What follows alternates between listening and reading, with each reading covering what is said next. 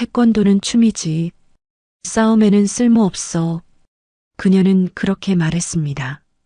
서울 무대 위 수백 명이 지켜보는 가운데 우리 태권도를 공개적으로 조롱했습니다. 그리고 아무도 몰랐습니다. 그 조용히 무대에 오른 여인이 그녀에게 꺾이지 않는 혼의 발차기를 날릴 줄은요. 무릎은 찢어졌고 도복은 피에 젖어 있었지만 그녀는 결국 모두를 일으켜 세웠습니다. 도대체 무슨 일이 벌어진 걸까요? 그날 세계는 왜 고개를 숙였을까요? 그 전에 잠깐 1초만 투자해서 구독, 좋아요 버튼을 꾹 눌러주시면 영상 제작에 큰 힘이 됩니다. 지금 바로 시작하겠습니다. 자, 오늘 수업은 여기까지입니다. 다음 주까지 품새 연습 잊지 말고요. 윤소라는 6명의 아이들에게 웃으며 손을 흔들었습니다. 서울 변두리 낡은 골목 끝에 자리한 태권도장에서 하루가 또 저물어 갔어요. 아이들이 도복을 챙기며 하나둘 문을 나서는 모습을 보며 소라는 억지로 밝은 표정을 지으려 노력했습니다. 관장님, 저 다음 주에 겨루기 대회 신청할 수 있죠? 12살 민준이가 기대에 찬 눈으로 물었어요. 소라는 아이의 머리를 쓰다듬으며 대답했습니다. 물론이지. 하지만 그 전에 기본기부터 확실히 다져야 해. 아이들이 모두 떠나고 나자 도장 안은 정막이 감돌았습니다. 소라는 거울 앞에서 혼자 품새를 시작했어요. 태극 1장부터 차근차근 마치 자신에게 다짐하듯 동작 하나하나에 온 힘을 쏟았습니다. 하지만 거울 속 자신의 모습이 왠지 초라해 보였어요. 도장 밖으로 나서자 골목상가 아주머니들의 수군거리는 소리가 들렸습니다. 아직도 그 도장 운영해요? 요즘 누가 태권도를 배워요? 맞아요. 우리 애들도 다 축구나 농구학원 보내지. 태권도는 옛날 운동이잖아요. 유튜브 보면 외국 격투기들이 훨씬 실전적이던데. 태권도는 그냥 품새만 하는 거 아니에요? 소라는 걸음을 멈추고 싶었지만 그럴 수 없었습니다. 웃으며 인사를 건넸어요. 안녕하세요, 아주머니들. 날씨가 참 좋네요. 하지만 마음속은 무너져 내리고 있었습니다. 집으로 돌아가는 길, 문 닫힌 상가들 사이로 임대 표시가 붙은 간판들이 눈에 띄었어요. 이 골목도 자신의 도장도 점점 사라져가는 것만 같았습니다. 집에 도착하자 거실에서 휠체어에 앉아 텔레비전을 보고 있는 아버지 장영배가 눈에 들어왔어요. 화면에는 격투기 경기가 나오고 있었습니다. 젊은 선수들이 주먹과 발로 치열하게 맞붙는 모습이었죠. 아버지, 저 왔어요. 소라가 다가가자 장영배는 힘없는 목소리로 중얼거렸습니다. 소라야, 이제 그만해라. 태권도는 망한 거다. 중풍으로 말하기조차 힘든 아버지였지만 그 한마디는 소라의 가슴을 찔렀어요. 한때 전설적인 태권도인이었던 아버지가 이렇게 말하다니. 소라는 아무 말도 할 수 없었습니다. 그날 밤 소라는 도장으로 다시 돌아갔어요. 혼자 있는 도장에서 오래된 도복을 꺼내 안고 앉았습니다. 국가대표 시절 입던 태극마크가 새겨진 도복이었죠. 그 도복을 가슴에 안고 있으니 눈물이 났습니다. 정말 끝인 걸까요? 아버지가 그토록 사랑했던 태권도가 이렇게 잊혀져 가는 걸까요? 소라는 도장 벽에 걸린 태극기를 올려다봤습니다. 바람에 살짝 흔들리는 깃발을 보며 어린 시절 아버지와 함께했던 수련을 떠올렸어요. 그때는 태권도가 자랑스러웠습니다. 세계가 인정하는 우리의 무술이었죠. 다음 날 아침 소라는 일찍 도장에 나가 청소를 시작했습니다. 바닥을 닦고 거울을 깨끗이 정리하며 태극기도 다시 곧게 펴서 달았어요. 아이들이 올 시간이 다가왔습니다. 관장님, 안녕하세요. 민준이가 제일 먼저 도장에 들어왔어요. 뒤이어 다른 아이들도 하나둘 모여들었습니다. 소라는 아이들을 보며 다시 힘을 냈어요. 오늘은 발차기 연습을 해볼까요? 우리 태권도의 꽃이 바로 발차기니까요. 네, 관장님. 아이들의 맑은 대답 소리가 도장 안에 울려 퍼졌습니다. 소라는 그 순간 깨달았어요. 자신이 포기할 수 없는 이유를 말이죠. 그래, 이 아이들이 있는 한 우리 깃발은 아직 살아있어. 내가 지켜야 해. 소라는 아이들과 함께 큰 소리로 구호를 외쳤습니다. 도장 밖 골목에까지 울려 퍼지는 그 소리는 아직 꺾이지 않은 태권도의 혼을 담고 있었습니다. 국제 격투무도 박람회에 참가한다고요? 소라는 태권도 협회 강무성 이사의 전화를 받고 놀랐습니다. 갑작스러운 제안이었어요. 네, 각 무술 단체들이 시범을 보이는 자리입니다. 우리 태권도도 참가해야죠. 소라 씨가 적임자라고 생각해서요. 소라는 잠시 망설였습니다. 요즘 도장 사정이 어려워 이런 행사 참가비조차 부담스러웠거든요. 하지만 태권도를 알릴 수 있는 기회라는 생각에 결국 승낙했어요.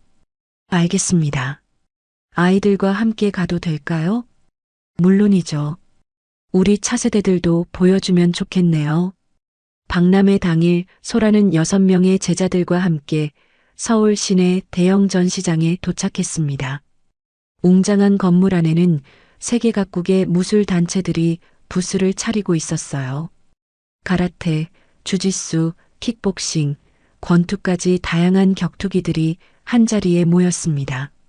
와, 관장님, 여기 정말 크네요. 민준이가 눈을 크게 뜨며 감탄했어요. 다른 아이들도 신기한 듯 주위를 둘러봤습니다.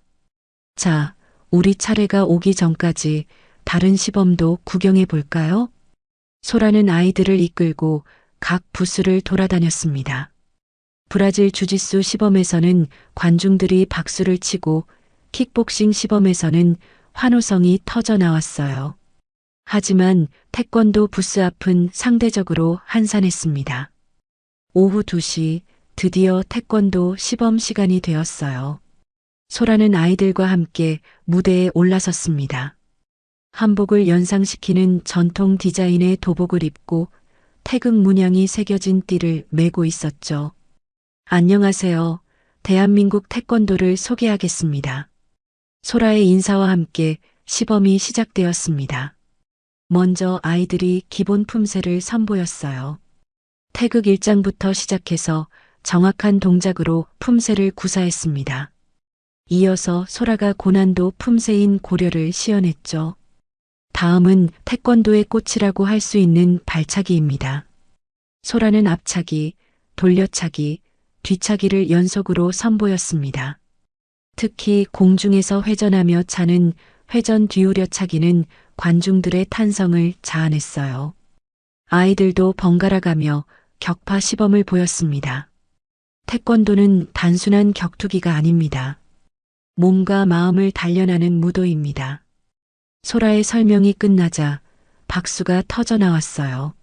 하지만 그 박수는 다른 격투기들에 비해 조금 아쉬웠습니다. 시범이 끝나고 무대에서 내려오려는 순간 한 여성이 마이크를 들고 무대로 올라왔어요. 일본계로 보이는 그 여성은 가라테 도복을 입고 있었습니다. 미야자키 아오이입니다.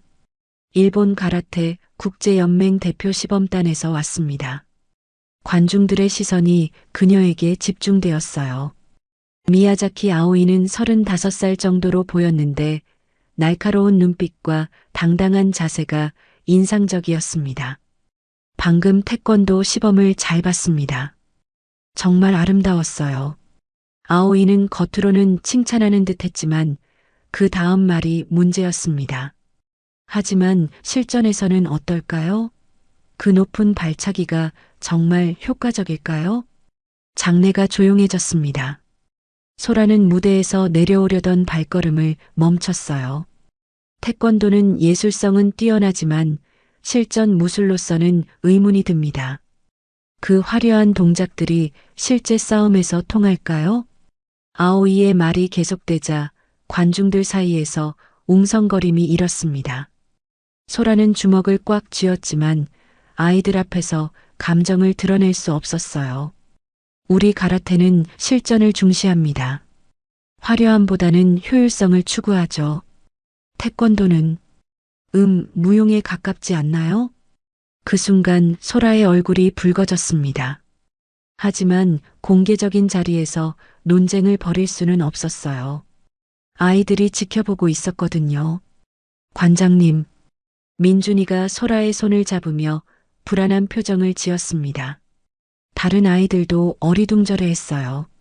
소라는 깊게 숨을 들이마시고 마이크를 잡았습니다. 태권도는 2000년 역사를 가진 우리의 전통 무술입니다. 실전성과 예술성을 모두 갖춘 완성된 무도죠. 하지만 아오이는 비웃듯 말했어요. 역사가 길다고 해서 모든 것이 우수한 건 아니죠. 중요한 건 현재의 실력이니까요. 더 이상 말을 이어가봤자 소용없다고 판단한 소라는 아이들을 데리고 무대를 떠났습니다. 하지만 마음속에는 분노와 함께 무력감이 밀려왔어요. 관장님, 괜찮으세요? 아이들이 걱정스러운 표정으로 소라를 바라봤습니다. 소라는 억지로 웃으며 대답했어요. 괜찮아. 우리는 우리 할 일만 하면 돼. 하지만 집으로 돌아가는 길 소라의 휴대폰에 연락이 쏟아져 들어왔습니다.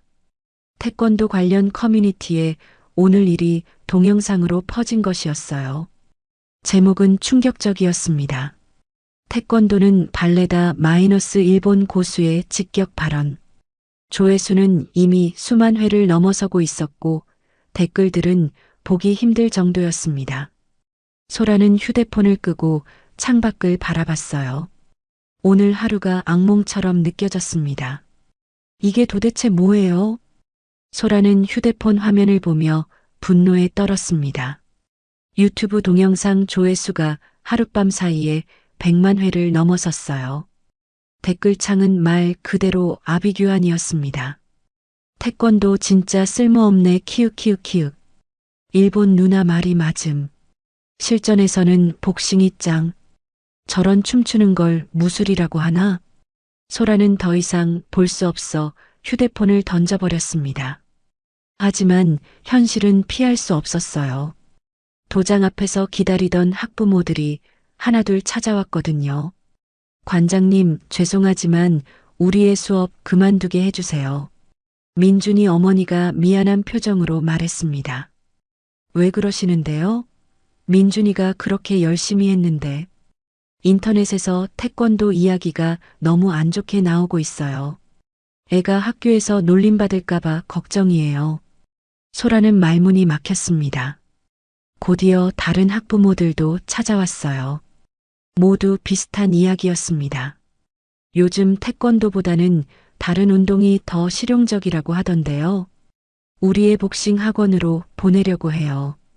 결국 6명의 제자 중 4명이 그만두게 되었습니다. 소라는 빈 도장에서 혼자 앉아 있었어요. 이제 남은 건 민준이와 은지단 2명뿐이었습니다. 이럴 수는 없어. 협회에서 뭔가 조치를 취해야 해.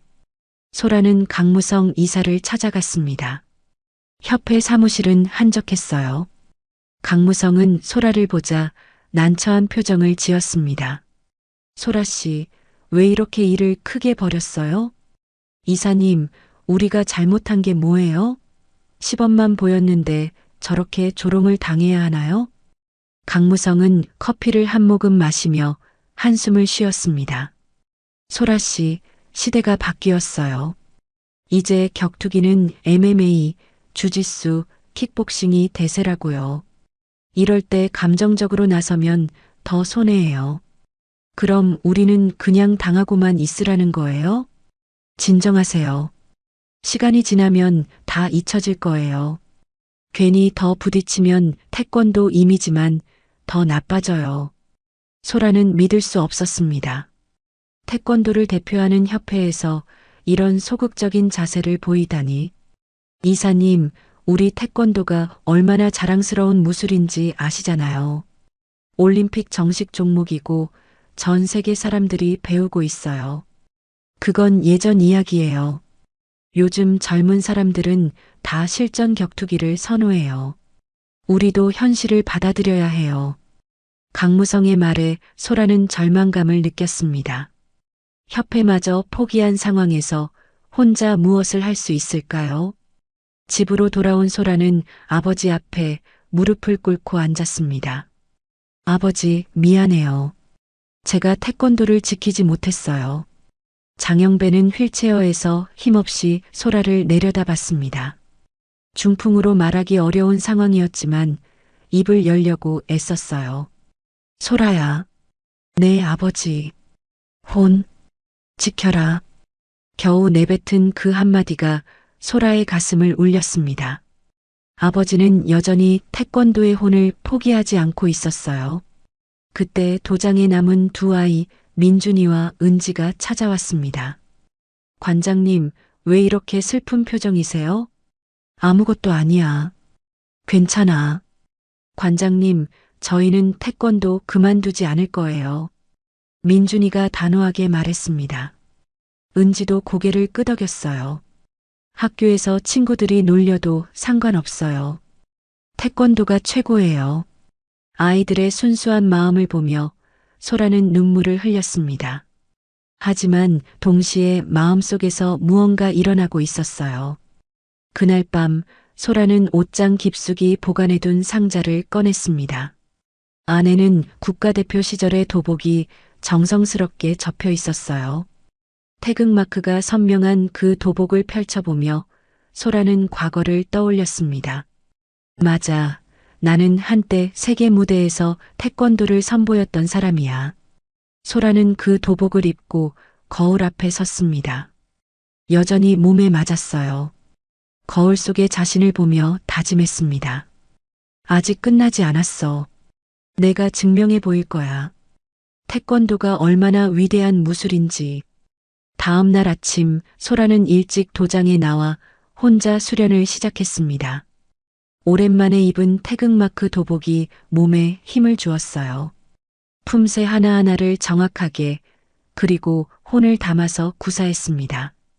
민준이와 은지가 도장에 들어왔을 때 소라는 여전히 수련 중이었습니다.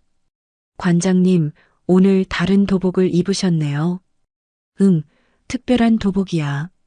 관장님이 국가대표였을 때 입던 거거든. 와, 정말이요? 관장님이 국가대표였어요? 아이들의 반짝이는 눈을 보며 소라는 확신했습니다. 자신이 무엇을 해야 하는지 말이에요. 아이들아, 관장님이 약속할게. 우리 태권도의 명예를 지켜내겠어.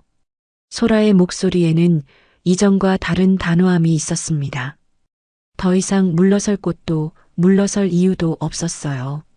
이제 진짜 싸움이 시작되는 것이었습니다. 윤소라 관장님이세요? 도장 문 앞에 낯선 남자가 서 있었습니다. 정장을 입고 명함을 내미는 그의 표정은 딱딱했어요. 네, 그런데 누구시죠? 일본 가라테 국제연맹 한국 지부에서 나왔습니다. 미야자키 아오이 선생님께서 당신께 제안이 있다고 하시더군요. 소라는 명함을 받아보며 눈살을 찌푸렸습니다. 무슨 제안인지 짐작이 갔어요. 가라테 쇼다운 서울 특별 무대에 초대하고 싶다고 하십니다. 한일 무술 교류의 차원에서 말이죠. 교류요? 소라는 냉소적으로 웃었습니다. 지난번 박람회에서 벌어진 일을 생각하면 교류라는 말이 우스웠어요. 물론 시범 형식입니다. 양국의 무술을 서로 선보이는 자리죠. 많은 언론과 무술인들이 참석할 예정이에요. 남자는 서류 봉투를 내밀었습니다. 안에는 행사 계획서와 계약서가 들어 있었어요. 생각해보고 연락드리겠습니다. 아, 그리고 한 가지 더. 미야자키 선생님께서 하신 말씀이 있습니다. 남자는 목소리를 낮췄어요. 태권도가 정말 실전 무술인지 확인해보고 싶다고 하시더군요. 물론 안전하게 진행될 거라고 하셨지만요. 그 말의 의미는 분명했습니다. 이것은 단순한 시범이 아니라 승부였어요. 남자가 떠나고 나서 소라는 계약서를 자세히 들여다봤습니다. 겉으로는 문화 교류 행사였지만 실상은 한국 태권도를 완전히 무너뜨리기 위한 퍼포먼스였습니다. 관장님, 뭔가 안 좋은 일인 것 같은데요. 민준이가 걱정스러운 표정으로 말했어요. 은지도 고개를 끄덕였습니다. 괜찮아. 관장님이 알아서 할게. 하지만 마음은 편하지 않았어요. 혼자서는 결정하기 어려운 문제였습니다. 그날 저녁 강무성 이사에게 전화를 걸었어요. 이사님, 가라테 측에서 대결 제안이 왔는데요. 뭐라고요? 절대 안 됩니다. 소라 씨, 정신 차려요. 강무성의 목소리는 다급했습니다. 이기면 좋겠지만 지면 태권도는 더 큰 조롱을 받을 거예요. 제발 그런 위험한 일은 하지 마세요. 하지만 이사님, 이대로 계속 당하고만 있을 수는 없잖아요. 소라 씨, 현실을 봐요. 우리가 이길 가능성이 얼마나 될까요? 상대는 국제연맹 대표 선수예요. 강무성의 말에는 이미 패배를 전제하고 있었습니다. 소라는 더 이상 대화를 이어갈 수 없었어요. 이튿날 도장에 나와보니 학부모 중 한 명이 기다리고 있었습니다. 은지의 어머니였어요.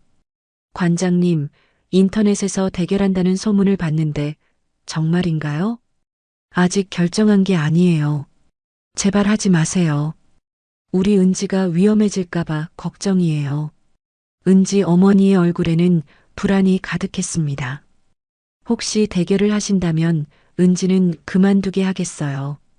다른 학부모들도 같은 생각일 거예요. 소라는 무거운 마음으로 고개를 끄덕였습니다. 이 대결이 아이들에게까지 영향을 미칠 것이라는 생각에 가슴이 아팠어요. 그날 밤 소라는 집에서 과거 자신의 경기 영상을 찾아봤습니다. 국가대표 시절 세계선수권 대회에서 금메달을 땄던 그때의 모습이었어요.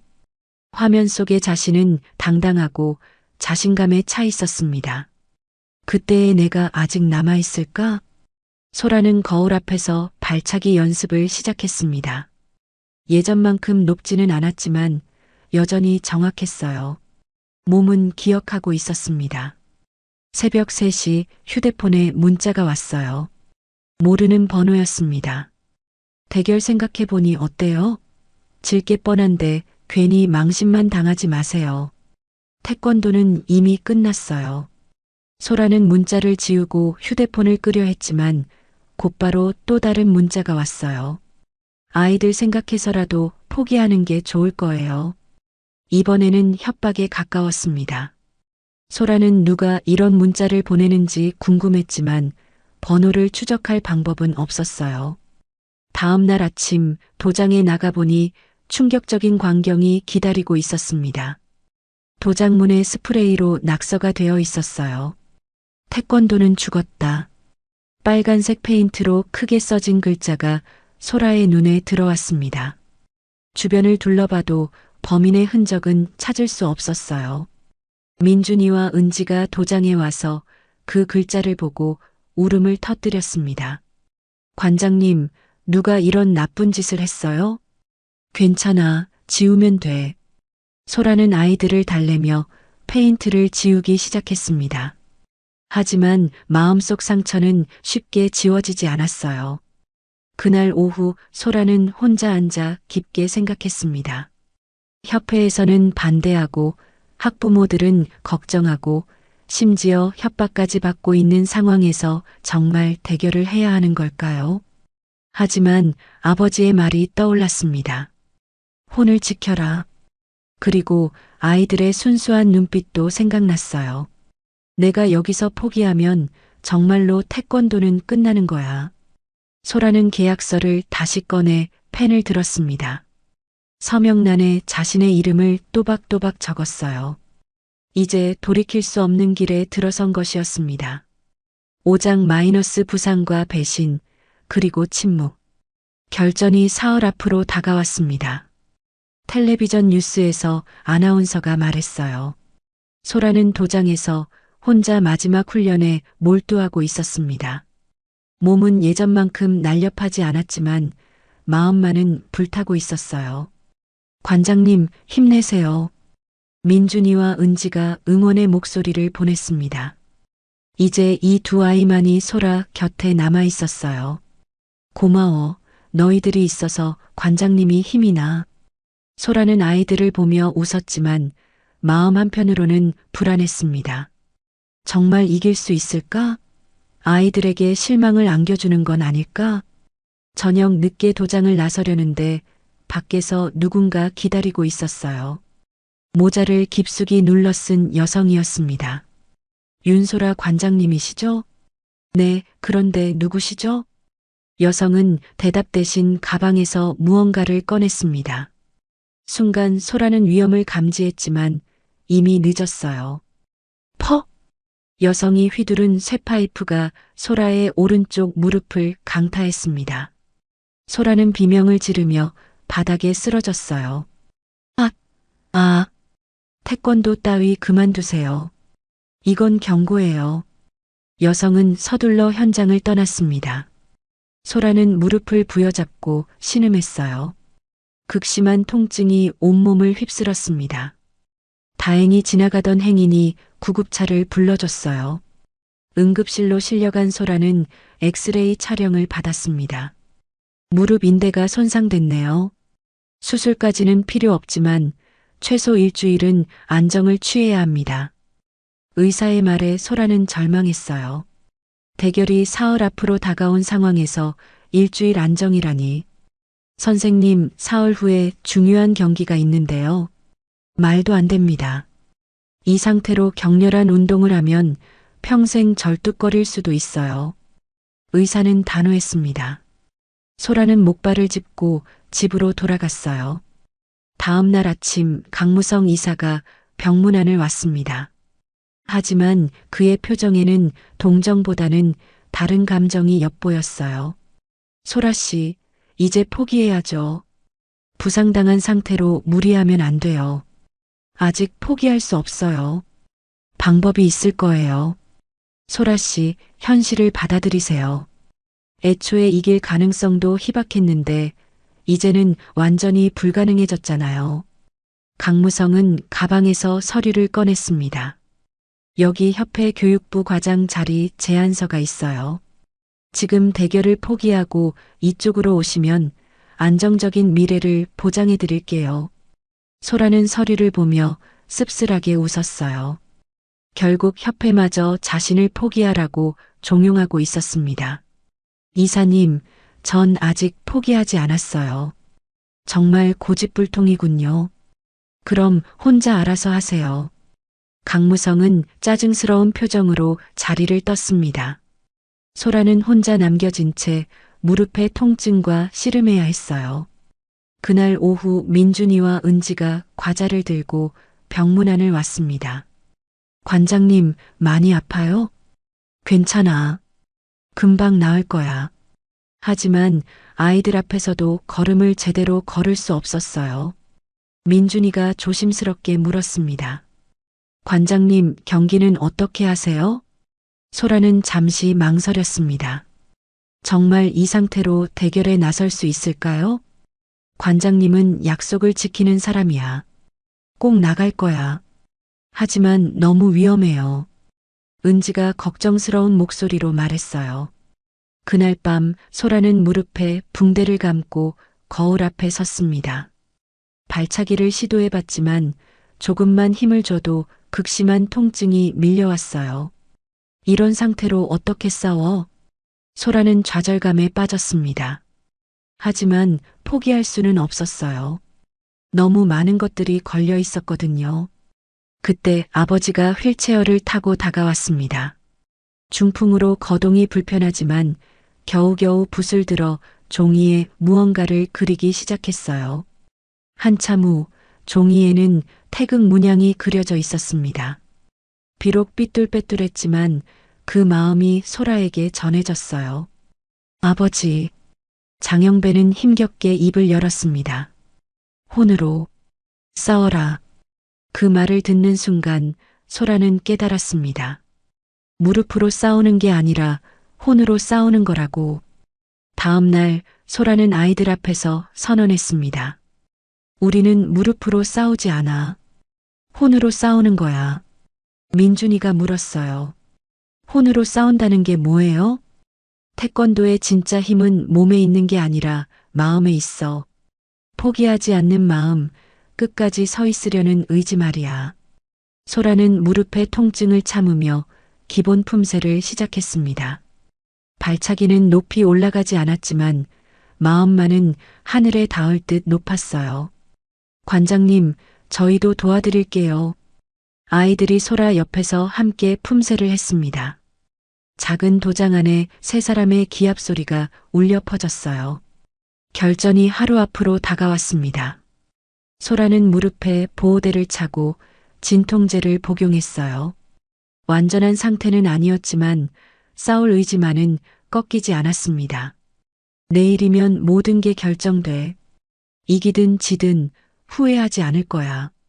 소라는 태극마크 도복을 정성스럽게 다렸습니다. 내일 입고 나갈 마지막 전투복이었어요. 결전을 하루 앞둔 밤 소라는 잠들 수 없었습니다. 무릎의 통증도 있었지만 무엇보다 내일에 대한 두려움이 컸어요. 정말 이길 수 있을까? 아니, 이기고 지는 것보다 제대로 싸울 수나 있을까? 새벽 2시 소라는 조용히 일어나 아버지 방으로 향했습니다. 장영배는 깊이 잠들어 있었어요. 소라는 아버지의 서랍을 열어봤습니다. 혹시 과거 자료나 훈련 노하우가 적힌 메모라도 있을까 해서였죠. 서랍 깊숙한 곳에서 낡은 VHS 테이프 하나를 발견했습니다. 라벨에는 1986년 국제시범 무대 마이너스 태권도 BS 가라테라고 적혀 있었어요. 소라의 심장이 뛰기 시작했습니다. 1986년? 내가 태어나기 전 이야기네. 소라는 조심스럽게 테이프를 꺼내 거실로 갔습니다. 오래된 비디오 플레이어에 테이프를 넣고 재생 버튼을 눌렀어요. 화면이 깜빡이며 흑백 영상이 나타났습니다. 제10회 아시아 무도 교류전 한국 태권도 대표 장영배 선수와 일본 가라테 대표 미야자키 사쿠라 선수의 대결입니다. 아나운서의 목소리와 함께 무대에 두 선수가 등장했어요. 젊은 시절의 아버지 장영배가 태극마크 도복을 입고 당당하게 서 있었습니다. 그리고 상대편에는 소라는 눈을 의심했어요. 미야자키 사쿠라? 설마 아오이? 상대 선수는 분명 미야자키 아오이와 닮은 얼굴이었습니다. 어머니일 가능성이 높았어요. 소라는 숨을 죽이고 영상을 지켜봤습니다. 경기가 시작되자 아버지의 화려한 발차기가 펼쳐졌어요. 돌려차기, 뒤차기, 회전차기까지 완벽한 기술들이 연속으로 이어졌습니다. 상대인 미야자키 사쿠라도 만만치 않았지만 아버지의 기술이 한 수 위였어요. 아버지가 이렇게 대단한 선수였구나. 소라는 감탄하며 영상을 봤습니다. 하지만 경기 후반 이상한 일이 벌어졌어요. 아버지가 완벽한 회전 뒤차기로 상대를 쓰러뜨렸는데 심판들이 머리를 맞대고 협의를 시작한 것이었습니다. 잠깐 이상해. 명백히 아버지가 이겼는데. 5분간의 협의 끝에 주심이 마이크를 잡았습니다. 판정 결과 승자는 일본 가라테 대표 미야자키 사쿠라 선수입니다. 관중석에서 야유가 터져 나왔어요. 한국 측 코치진도 항의했지만 판정은 번복되지 않았습니다. 아버지는 허탈한 표정으로 고개를 떨구었어요. 소라는 주먹을 꽉 쥐었습니다. 명백한 부정 판정이었어요. 하지만 더 충격적인 건 그 다음이었습니다. 영상은 경기 이튿날 기자회견장으로 이어졌어요. 아버지가 기자들 앞에 앉아 있었습니다. 장영배 선수, 어제 판정에 대해 어떻게 생각하십니까? 기자의 질문에 아버지는 잠시 침묵했습니다. 그리고 입을 열었어요. 부정 판정이라고 생각하지 않습니다. 제가 실력이 부족했습니다. 소라는 믿을 수 없었어요. 왜 아버지가 그런 말을 했을까? 앞으로 태권도 발전을 위해 더욱 노력하겠습니다. 개인적으로는 이번 경기를 마지막으로 은퇴하겠습니다. 기자회견이 끝나고 아버지는 조용히 자리를 떴어요. 그 뒷모습이 너무나 쓸쓸해 보였습니다. 소라는 테이프를 멈추고 눈물을 흘렸어요. 아버지가 왜 그때 침묵했는지 이제야 알 것 같았습니다. 아마도 더 큰 갈등을 피하기 위해 태권도계의 미래를 위해 자신을 희생한 것이었겠죠. 아버지, 그때 얼마나 억울했을까? 소라는 테이프를 다시 감아서 아버지 방에 넣어뒀습니다. 하지만 마음속에는 새로운 결심이 불타오르고 있었어요. 다음 날 아침 소라는 아버지에게 물었습니다. 아버지, 1986년 일본과의 경기 기억나세요? 장영배는 순간 굳은 표정을 지었어요. 그리고 힘겹게 고개를 끄덕였습니다. 기억 난다. 왜 그때 침묵하셨어요? 명백한 부정 판정이었는데. 아버지는 오랫동안 말하지 못했어요. 중풍 때문이기도 했지만 그때의 아픈 기억 때문이기도 했습니다. 태권도를 지키려고 그 한마디에 모든 게 담겨 있었어요. 개인의 억울함보다 태권도라는 무술의 명예를 지키려 했던 아버지의 마음이 전해졌습니다. 아버지, 전 그렇게 하지 않을 거예요. 이번엔 제대로 싸워서 이기겠어요. 소라는 아버지의 손을 잡았습니다. 그리고 마음속으로 다짐했어요. 오늘은 절대 침묵하지 않겠다고. 도장에 나가니 민준이와 은지가 기다리고 있었습니다. 관장님, 오늘 경기 잘하세요. 저희가 응원할게요. 아이들의 순수한 응원이 소라에게 힘을 줬어요. 소라는 무릎 보호대를 차고 마지막 연습을 시작했습니다. 통증은 여전했지만 마음만은 그 어느 때보다 단단했어요. 오늘은 아버지의 한을 풀어드리는 날이야. 그리고 우리 태권도의 진짜 실력을 보여주는 날이기도 하고. 소라는 거울 속 자신을 보며 중얼거렸습니다. 비록 부상당한 몸이지만 마음만은 전성기 때보다 더 강했어요. 경기장으로 출발하기 전 소라는 태극마크 도복을 입었습니다. 아버지가 입었던 그 도복과 같은 디자인이었어요. 거울 앞에서 마지막으로 품새를 한번 해봤습니다. 태극 1장. 기합과 함께 시작된 품새는 완벽했어요. 비록 발차기는 예전만큼 높지 않았지만 정신력은 최고조에 달해 있었습니다. 이제 가볼까? 소라는 도장을 나서며 아이들에게 손을 흔들었어요. 그리고 마음속으로 아버지에게 말했습니다. 아버지, 이번엔 제가 태권도의 혼을 지켜보이겠어요. 그리고 절대 고개 숙이지 않겠어요. 결전의 시간이 다가오고 있었습니다. 40년 전 아버지가 이루지 못한 꿈을 이제 소라가 이어받아 완성할 차례였어요. 서울 시내 올림픽 체육관. 평소보다 훨씬 많은 관중들이 몰려들었습니다. 입구 곳곳에는 기자들과 카메라가 설치되어 있었어요. 전광판에는 큰 글씨로 태권도 vs 가라테 마이너스 여성 마스터 대결이라고 떠 있었습니다. 소라는 선수 대기실에서 무릎에 테이핑을 하며 마음을 다잡고 있었어요. 진통제를 먹었지만 여전히 아팠습니다. 하지만 포기할 수는 없었어요. 관장님, 파이팅! 민준이와 은지가 대기실로 찾아와 응원했습니다. 아이들의 얼굴에는 걱정과 기대가 동시에 어려 있었어요. 고마워. 너희들이 있어서 관장님이 용기가 나. 소라는 아이들을 꼭 안아줬습니다. 그리고 가방에서 아버지가 그려준 태극 문양 종이를 꺼내 가슴에 품었어요. 반대편 대기실에서는 미야자키 아오이가 여유로운 표정으로 스트레칭을 하고 있었습니다. 완벽한 몸 상태였어요. 그 옆에는 일본 측 코치진과 기자들이 함께 있었습니다. 아오이, 긴장하지 마. 상대는 이미 부상당한 상태야.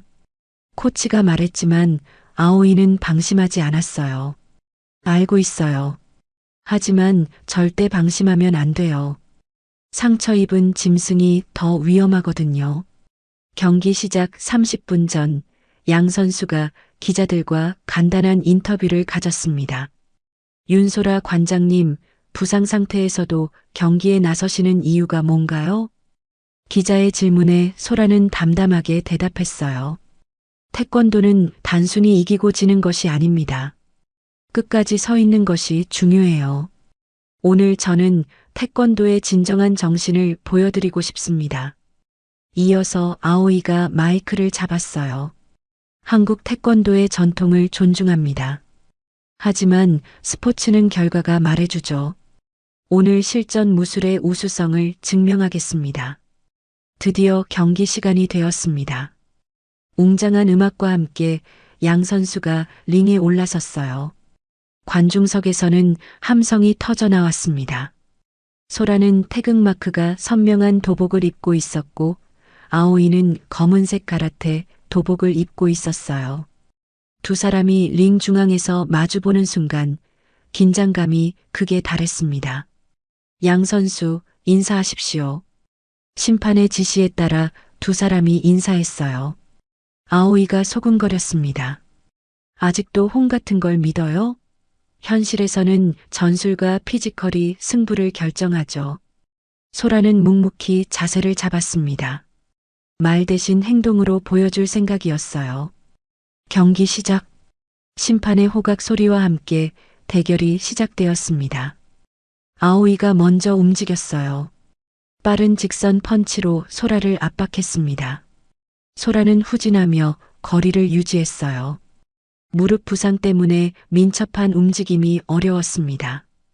아오이의 연속 공격에 몇 차례 히트를 허용했어요. 첫 번째 포인트, 미야자키 아오이. 관중석에서 일본 측 응원단의 함성이 터져나왔습니다. 소라는 입꼬리에서 피가 났지만 표정을 바꾸지 않았어요. 아오이는 자신감에 차서 더욱 적극적으로 공격했습니다. 로우킥으로 소라의 다리를 노렸어요. 특히 부상당한 오른쪽 무릎을 집중적으로 공략했습니다. 소라는 고통을 참으며 버텼어요. 무릎이 더욱 아파졌지만 쓰러지지 않았습니다. 두 번째 포인트, 미야자키 아오이. 스코어는 2대 0으로 벌어졌어요. 관중들 사이에서는 이미 승부가 결정된 것 같다는 분위기가 돌았습니다. 하지만 소라는 포기하지 않았어요. 무릎에 통증을 잊고 어린 시절 아버지에게 배운 기본기를 떠올렸습니다. 태권도는 다리만 쓰는 게 아니야. 온몸을 쓰는 거야. 소라는 전략을 바꿨어요. 높은 발차기 대신 정확한 중단 공격을 시도했습니다. 아오이가 방심한 틈을 타서 깔끔한 돌려차기를 성공시켰어요. 첫 번째 포인트, 윤소라. 소라의 첫 득점에 한국 측 관중들이 열광했습니다. 민준이와 은지도 자리에서 벌떡 일어나 응원했어요. 관장님, 잘하고 있어요. 아이들의 응원 소리가 소라에게 들렸습니다. 갑자기 힘이 솟았어요. 아오이는 당황했지만 금세 자세를 가다듬었습니다. 더욱 신중하게 공격해왔어요. 하지만 소라도 점점 경기 감각을 되찾고 있었습니다. 경기는 중반으로 접어들었어요. 스코어는 2대 1로 여전히 아오이가 앞서고 있었지만 분위기는 달라지고 있었습니다. 소라는 무릎의 한계를 느꼈어요. 더 이상 버틸 수 없을 것 같았습니다. 하지만 그때 관중석에서 아버지의 모습이 보였어요. 휠체어를 타고 간병인과 함께 온 것이었습니다. 아버지와 눈이 마주친 순간 소라는 새로운 힘을 얻었어요. 40년 전 아버지가 이루지 못한 꿈을 이제 자신이 완성해야 한다는 사명감이 솟았습니다. 이제야 진짜 시작이야. 소라는 깊게 숨을 들이마시고 자세를 낮췄어요. 그리고 태권도의 꽃이라 불리는 기술을 준비했습니다. 아오이가 마지막 공격을 위해 돌진해 왔어요. 하지만 소라는 한 손으로 바닥을 짚으며 몸을 회전시켰습니다. 공중에서 완벽한 회전을 그리며 발차기를 시전했어요. 회천낙각. 소라의 발이 아오이의 몸통을 정확히 맞췄습니다. 아오이는 그대로 링 바닥에 쓰러졌어요. 체육관 안이 순간 정적에 휩싸였습니다. 아무도 말하지 않았어요. 그리고 몇 초 후 폭발적인 함성이 터져 나왔습니다. KO. 승자 윤소라. 소라는 한쪽 무릎을 짚고 있었어요. 마지막 기술을 쓰느라 무릎에 무리가 갔지만 얼굴에는 환한 미소가 번져 있었습니다. 관중석에서 민준이와 은지가 울며 소리쳤어요. 관장님이 이겼어요. 태권도가 이겼어요. 아버지도 눈물을 흘리고 있었습니다. 40년 만에 풀린 한이었어요. 소라는 일어서서 아오이에게 다가갔습니다. 그리고 손을 내밀었어요. 좋은 경기였어요. 아오이는 잠시 망설이다가 소라의 손을 잡았습니다. 제가 졌네요. 태권도를 우습게 본 제가 잘못이었어요. 두 사람이 악수하는 모습을 보며 관중들은 더욱 큰 박수를 보냈습니다. 승부를 떠나서 무도인으로서의 존경이었어요. 소라는 관중석을 향해 깊게 인사했습니다. 그리고 마음속으로 아버지에게 말했어요. 아버지, 해냈어요. 우리 태권도의 혼을 지켜냈어요. 오늘 밤 태권도의 깃발이 다시 힘차게 올라갔습니다. 결승전 다음 날 아침 소라는 병원에서 무릎 치료를 받고 있었습니다. 어제의 마지막 기술로 인해 부상이 더 심해졌지만 마음만은 그 어느 때보다 가벼웠어요. 의사는 걱정스러운 표정으로 말했습니다. 다행히 인대가 완전히 끊어지지는 않았지만 앞으로 몇 주간은 절대 안정을 취해야 해요. 정말 무리하셨군요. 괜찮아요. 해야 할 일을 했으니까요. 소라는 웃으며 대답했어요. 휴대폰에는 축하 메시지가 끊임없이 들어오고 있었습니다. 오랫동안 연락이 끊어졌던 태권도계 선후배들, 심지어 해외에서도 연락이 왔어요. 그런데 가장 중요한 뉴스가 하나 더 있었습니다. 미야자키 아오이가 기자회견을 연다는 소식이었어요. 오후 2시 호텔 기자회견장. 아오이는 정중한 자세로 마이크 앞에 앉았습니다. 어제와는 완전히 다른 모습이었어요. 먼저 어제 경기에서 보여준 무례한 태도에 대해 사과드립니다. 아오이는 깊게 고개를 숙였어요. 한국 태권도는 죽지 않았습니다. 제가 완전히 틀렸습니다. 어제 윤소라 관장님을 통해 진정한 무도 정신이 무엇인지 배웠습니다. 기자들이 놀란 표정으로 아오이를 바라봤어요. 이런 발언은 예상하지 못했거든요. 태권도는 단순한 격투기가 아니라 몸과 마음을 수련하는 무도입니다. 특히 끝까지 포기하지 않는 정신력에서 저는 큰 감동을 받았습니다. 한 기자가 질문했어요. 그럼 이전에 하신 태권도는 무용에 가깝다는 발언은 어떻게 생각하시나요? 아오이는 잠시 망설이다가 솔직하게 대답했습니다. 부끄러운 발언이었습니다. 저는 태권도의 겉모습만 보고 판단했어요. 하지만 진정한 무술은 기술이 아니라 정신에 있다는 것을 깨달았습니다. 기자회견이 끝난 후 아오이는 직접 소라가 입원한 병원을 찾았어요. 손에는 꽃다발을 들고 있었습니다. 관장님, 어제는 정말 좋은 경기였어요. 아오이 씨도 훌륭한 선수예요. 저도 많이 배웠어요. 두 사람은 진심으로 대화를 나눴습니다. 어제의 적이 오늘은 서로를 인정하는 동료가 된 것이었어요. 혹시 기회가 되면 일본에서 태권도를 가르쳐 주실 수 있나요? 제 제자들에게도 진정한 무도 정신을 알려주고 싶어요. 아오이의 제안에 소라는 놀랐어요. 하지만 기꺼이 승낙했습니다. 물론이에요. 무도에는 국경이 없으니까요. 이튿날 소라는 목발을 짚고 도장으로 돌아왔습니다. 그런데 도장 앞에는 예상치 못한 광경이 펼쳐져 있었어요. 수많은 사람들이 줄을 서 있었습니다. 관장님, 저희 아이 태권도 배우게 해주세요. 텔레비전에서 보고 감동받았어요. 우리도 태권도의 정신을 배우고 싶어요. 그 전에 떠났던 학부모들도 다시 찾아왔어요. 민준이 어머니는 미안한 표정으로 말했습니다. 관장님, 죄송해요. 민준이가 계속 태권도 하고 싶다고 해서. 괜찮아요.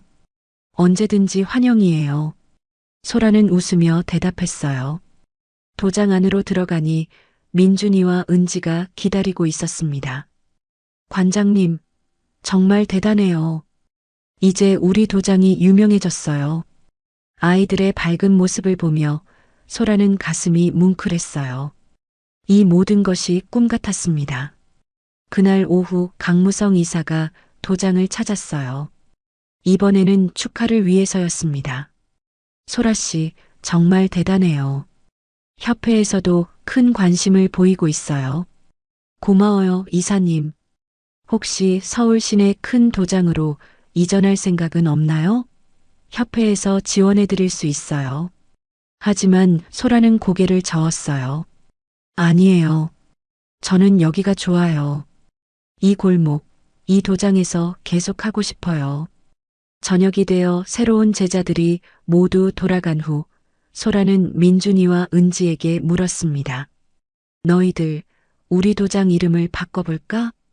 정말요? 어떤 이름으로요? 민준이가 신나게 물었어요. 혼도장. 어때? 혼도장. 좋아요. 은지도 박수를 쳤어요. 그날 밤 소라는 아버지와 함께 저녁을 먹었습니다. 장영배는 비록 말은 어려웠지만 표정만으로도 자랑스러워하는 마음이 전해졌어요. 아버지, 이제 태권도 걱정 안 하셔도 돼요. 제가 계속 지켜갈게요. 아버지는 힘겹게 소라의 손을 잡았습니다. 그리고 겨우 한마디를 했어요. 자랑스럽다. 소라는 눈물을 흘렸어요. 아버지의 인정을 받는다는 것, 그것이 가장 큰 선물이었습니다. 일주일 후 새로운 간판이 도장에 걸렸어요. 혼도장이라는 글자가 힘차게 쓰여 있었습니다. 그리고 그 아래에는 작은 글씨로 몸과 마음을 단련하는 곳이라고 적혀 있었어요. 개장식 날 수많은 사람들이 찾아왔습니다.